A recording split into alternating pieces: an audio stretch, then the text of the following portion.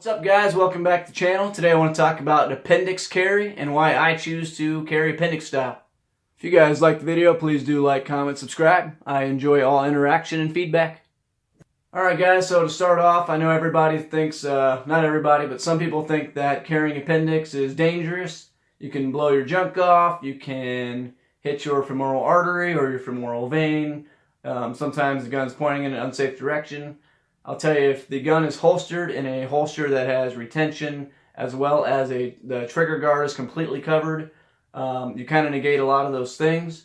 The other thing that I do personally is I do not holster and unholster the gun when it's loaded. I leave it in the holster. That stays in it the whole time when it's loaded. The only time I'll practice unloaded is when the gun is unloaded. So guys, what I'm saying is if I take the gun out and it's loaded, I set it in a safe place, I take my holster off, I'll put the gun back in the holster, and then I'll put it back in my person. But the goal is to actually never take the gun out of the holster when it's loaded. So guys, the best thing to do when you're doing your dry fire, obviously your gun's unloaded, there's no ammo in the room, that's when you can practice your holstering and unholstering in a safe manner. It's a good skill to have to holster your gun back in, but why do it when it's loaded if you don't have to? Usually people drop their strong leg back so your gun's not pointing at any of your vital organs or your junk, if you're a guy that is a vital organ in my opinion. But you can do that when you're dry fire with an empty gun. That way, if you do need to do it with a loaded gun, you have the steps down. So guys, I'm not saying appendix carry is for everybody. I know there's different body types. I'm just recently getting into appendix carry. There are a few things that I like about appendix carry, and let's go over those. First thing I really like about appendix carry, the gun is in front of me. You're carrying a gun, you have to have situation awareness, all that type of stuff. One less thing to worry about is the gun's behind you. I'm not saying not to watch out behind you, obviously that's important, but the gun's in front of me, I know where it's at, you can feel it, you don't have to touch it with your hand at all. That's a mistake I think a lot of new concealed carry guys make anyway, is touching the gun, making sure it's still there. Appendix style, you can feel it, it's there, there is no extra tapping on the gun. Gun's in front of you, better access in my opinion, easier draw. Number two reason I prefer appendix carry, I think it's actually a little more comfortable. I was doing behind the back, kind of a 4:30ish, 5 o'clock, whatever you want to call it, and it would be comfortable when I'm standing, but in the truck I'd lean back, into the seat, or not lean back, I guess I'd sit back in the seat or whatever, and the gun would kind of push against my back, which at the time would be okay, but the next day my back would be kind of sore, and it would only happen after I was carrying, so I know it was from that.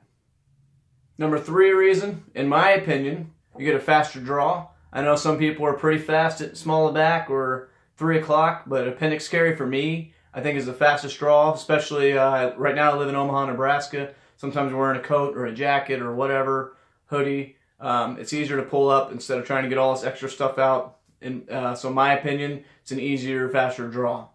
Guys, those are my 3 main reasons for personally preferring to carry appendix. I'd like to hear how you guys like to carry and your pros and cons. The main thing is keep the gun holstered when you can. If it's loaded, if you don't need to take the gun out, don't take the gun out so you have to reholster it. I think it's that simple. Anyway, I'll show you guys real quick how I carry. So if you guys follow the channel, you probably know I carry a SIG P365. I was one of the lucky people to get one of the first ones. Anyway, I have a Vedder holster. Here's my little setup here. It has a claw on it. There's a whole video on that.